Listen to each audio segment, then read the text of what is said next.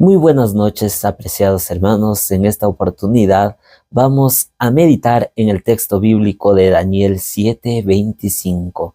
Dice así: y hablará palabras contra el Altísimo, y a los santos del Altísimo quebrantará, y pensará en cambiar los tiempos y la ley, y serán entregados en su mano hasta tiempo y tiempos y medio tiempo.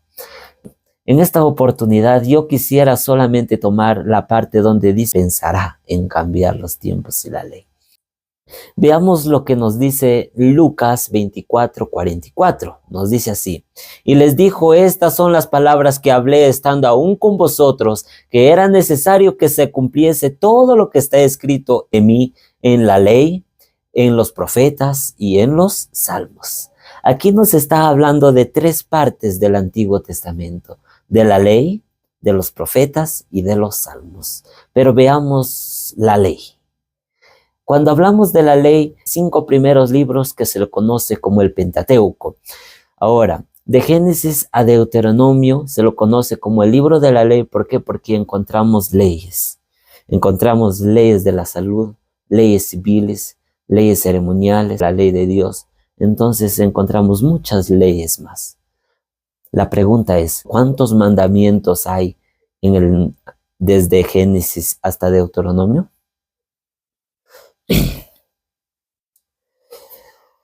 Veamos.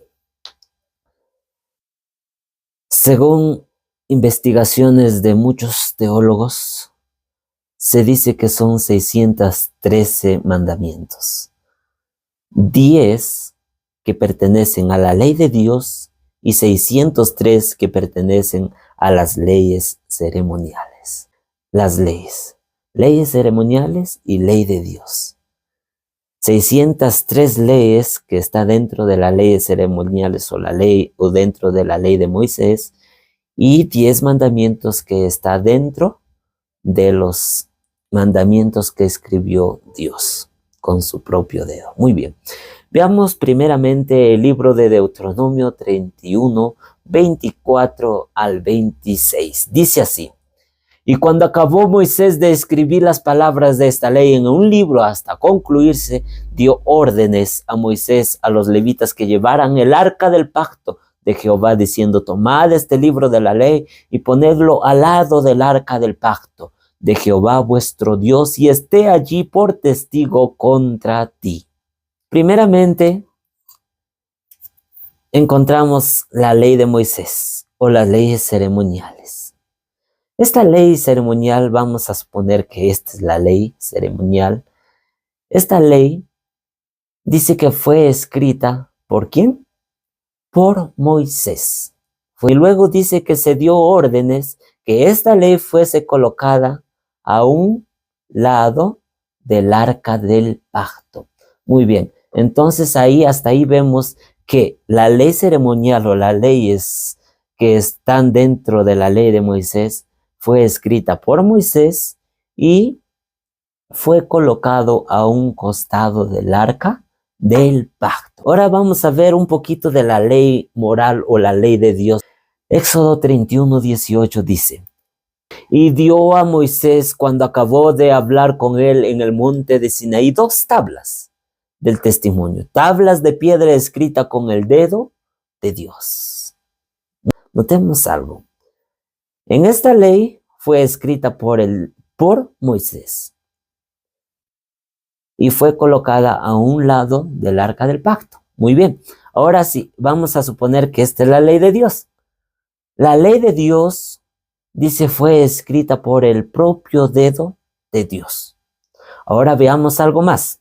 Vemos que Moisés dice que recibió las 2 tablas de la ley de Dios. Cuando vino, dice, encontró una apostasía, estaban adorando a una imagen. Entonces dice que Moisés quebró las tablas de la ley de Dios.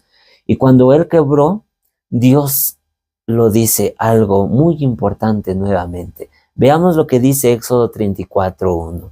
Y Jehová dijo a Moisés: alístate 2 tablas de piedra como las primeras, y escribiré sobre esas tablas las palabras que están en las tablas primeras que quebraste. ¿Qué dice?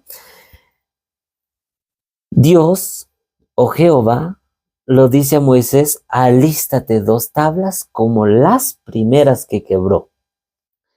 Y luego dice, no dice escribe lo que estaba escrito en las tablas de las primeras, no dice eso, dice escribiré. Y escribiré sobre esas tablas las palabras que estaban en las primeras.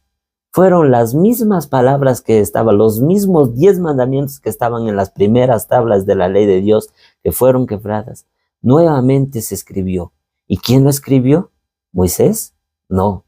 Lo escribió nuevamente Dios. Algo muy importante, ¿verdad? Y mira, no solamente eso. Mira lo que dice Éxodo 32:16. Y las tablas eran obra de Dios y la escritura era escritura de Dios grabada sobre las tablas. ¿Qué dice? Que las tablas eran obra de Dios y la escritura era escritura de Dios grabada sobre esas tablas. Muy bien. Entonces, ¿quién escribió la ley de Dios? Fue Dios mismo y con su propio dedo. ¿Quién escribió las leyes ceremoniales? Fue Moisés. Ahora veamos algo más. Y mira, ¿dónde fue colocado las tablas de la ley de Dios? Veamos Éxodo 40:20. Dice así. Y tomó el testimonio y lo puso dentro del arca y lo colocó varas en el arca y encima del propiciatorio sobre el arca. ¿Qué dice? ¿Dónde fue colocado ese testimonio? ¿Dónde fue colocado esas 2 tablas de piedra de la ley de Dios? ¿Fue colocado a un costado como las leyes ceremoniales que fue escrita por Moisés? ¿Fue colocado? No, ¿verdad? Fue colocado dentro del arca del pacto. Ahora entonces veamos, hermanos, la gran diferencia. La ley de Dios escrita por Dios y colocada dentro del arca. Las leyes ceremoniales escrita por Moisés y colocada a un costado del arca del pacto. Ahora sí veamos algo más. En el versículo que leímos al principio nos decía que el cuerno pequeño pensaría en cambiar los tiempos y la ley. Ahora, ¿contra cuál de aquellas 2 leyes que tenemos pensará en cambiar? Analicemos a cuál de estas 2 leyes ataca el cuerno pequeño. Pero vamos a analizar un poco acerca de la ley de Dios. ¿Fue cambiada? Veamos. No sé si ustedes tienen catecismo en casa, así es que si lo tienen, analícenlo. Y veamos lo que dice la Biblia. De Éxodo 20:3. Veamos lo que dice la Biblia. Dice, no tendrás otros dioses ajenos delante de mí. Muy bien. Entonces, ¿cuál es el primer mandamiento según la Biblia? No tener dioses ajenos delante de Dios. Muy bien. Ahora veamos lo que dice el catecismo católico. En el catecismo católico, el primer mandamiento que encontramos en el catecismo católico es amarás a Dios sobre todas las cosas. ¿Fue cambiado? Sí. Muy bien. Ahora el segundo mandamiento, según la Biblia, lo encontramos en Éxodo también, ahí a continuación, dice el segundo mandamiento. No te harás estatua, ni imagen, ni escultura, ni nada de lo que hay en esta tierra y en todo, ¿no? Así es que, hermanos, el segundo mandamiento es no hacer imágenes, estatuas, ni cosa alguna semejante, ¿verdad? Pero en el catecismo, ¿qué es lo que dice el catecismo? El catecismo dice lo siguiente. No tomarás el nombre de Dios en vano, como segundo mandamiento. Ahora la pregunta es, ¿qué pasó con el segundo mandamiento en el catecismo? Si nosotros nos damos cuenta, fue eliminado. Y en su reemplazo del segundo mandamiento que fue eliminado, lo pusieron el tercer mandamiento según la Biblia, porque en la Biblia el tercer mandamiento es: no tomarás el nombre de Dios en vano. Pero en el catecismo, ¿dónde aparece? En el segundo, porque el segundo mandamiento fue eliminado. Muy bien. Y así sucesivamente fue corriendo un mandamiento. Como fue eliminado el segundo mandamiento, fue corriendo. Pero el cuarto mandamiento, según la Biblia, es: acuérdate del sábado para santificarlo. Pero en el catecismo vamos a encontrar cómo santificarás las fiestas. ¿Te das cuenta? Entonces, fue reemplazado por santificar a las fiestas y corrido al tercer mandamiento. Bueno, los otros mandamientos fueron corriendo uno. El quinto mandamiento que está en la Biblia aparece en el cuarto, el sexto, bueno, aparece en el quinto, el séptimo aparece en el sexto, en el catecismo, y así lo van corriendo. Y al final llegan con 9 mandamientos en el catecismo. Ahora, ¿qué hacen para completar los 10 mandamientos? Mira qué es lo que hacen. Dividen el último mandamiento en 2. Lo ponen: no codiciarás la mujer de tu prójimo, como noveno, y el 10º: no codiciarás los bienes ajenos. Pero en la Biblia, ¿cómo aparece? Un solo mandamiento. No codiciar la mujer de tu prójimo, las cosas de tu prójimo, ni sus bienes, ni nada lo que hay dentro de sus puertas. Ahora la pregunta es: ¿por qué aparece en el 9º: no codiciar a la mujer de tu prójimo, y el 10º: no codiciar los bienes ajenos? Codiciar la mujer de tu prójimo no es lo mismo que codiciar los bienes ajenos. ¿No es el mismo pecado? Codiciar es codiciar. ¿Por qué debe aparecer como 2 mandamientos? Muy bien. Entonces, en conclusión, ¿fue atacado esta ley? Sí fue atacada. ¿Por quién? Por el poder papal. Ahora entonces nosotros diríamos que el cuerno pequeño, ¿quién es? El poder papal. Muy bien. Entonces, queridos amigos, la ley de Dios es la que fue atacada. Y Daniel 7:25 ya fue profetizado acerca de esto, que pensarán en cambiar los tiempos y la ley.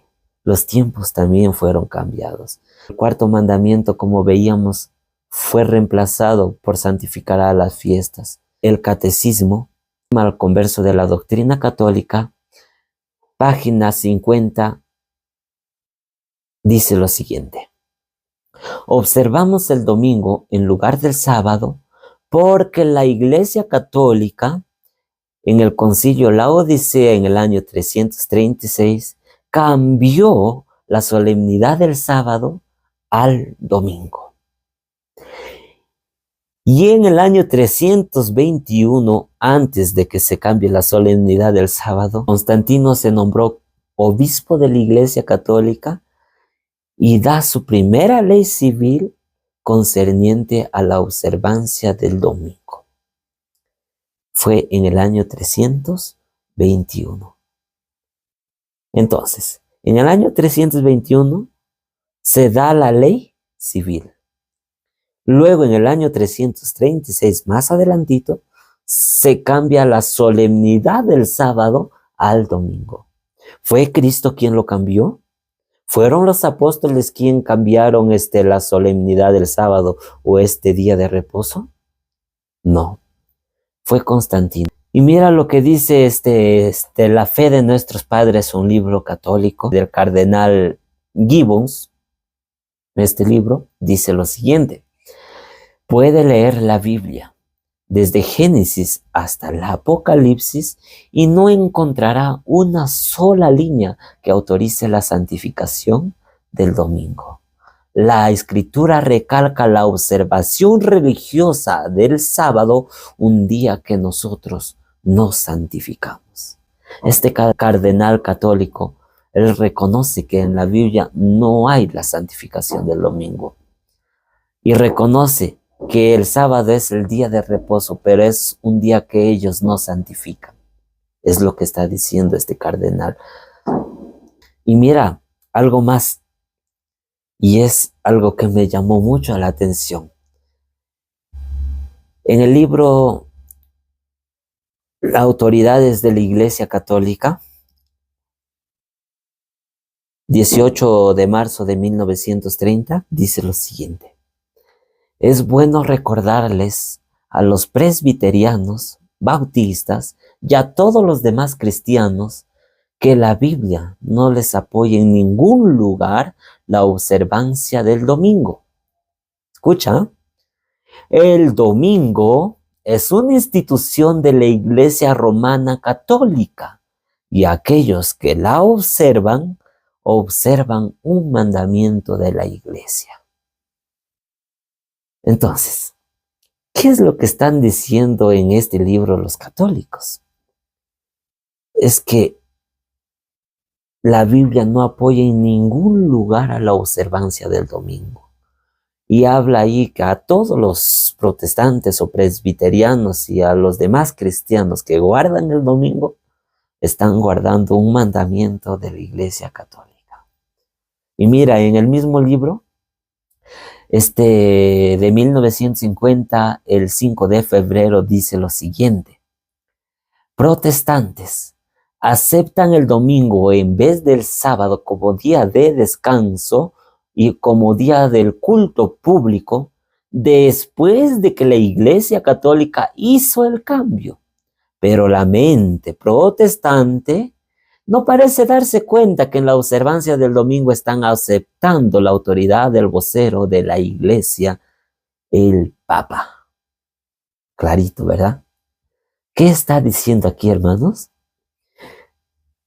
Que todo aquel que guarde el domingo está aceptando la autoridad ¿de quién? Del Papa. Está aceptando un mandamiento ¿de quién? De la Iglesia Católica.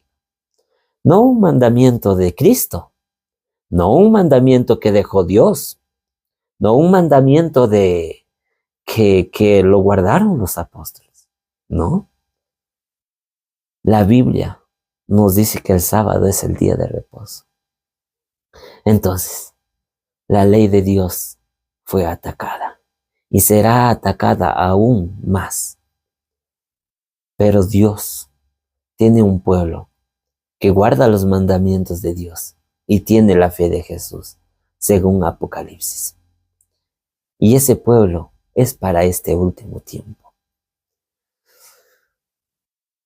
Y lo más importante es que en el cielo se guardará el sábado. Isaías 66, 22 y 23 dice que de mes en mes y de sábado en sábado iremos a adorar delante de Él. ¿Y en dónde es eso? En cielo nuevo y tierra nueva. El versículo 22 está diciendo: así como el cielo nuevo y la tierra nueva permanecerá, así también vuestro nombre permanecerá para siempre y nuestra descendencia. Y de sábado, de mes en mes y de sábado en sábado iremos delante de Él. Así es que, querido hermano, querido amigo, ¿te estás preparando? ¿Te estás preparando para eso? En estos últimos tiempos vienen tiempos difíciles, donde no podrás ni comprar ni vender si no guardas el domingo, cuando se dé la ley dominical. Así es que, ¿estás preparado? El Señor te ayude, te dé fuerzas para ese día nosotros enfrentar al maligno y sus huestes que lo acompañan para hacer caer el plan de Dios. Dios te bendiga mucho y que tengas muchos éxitos en tu vida. Bendiciones.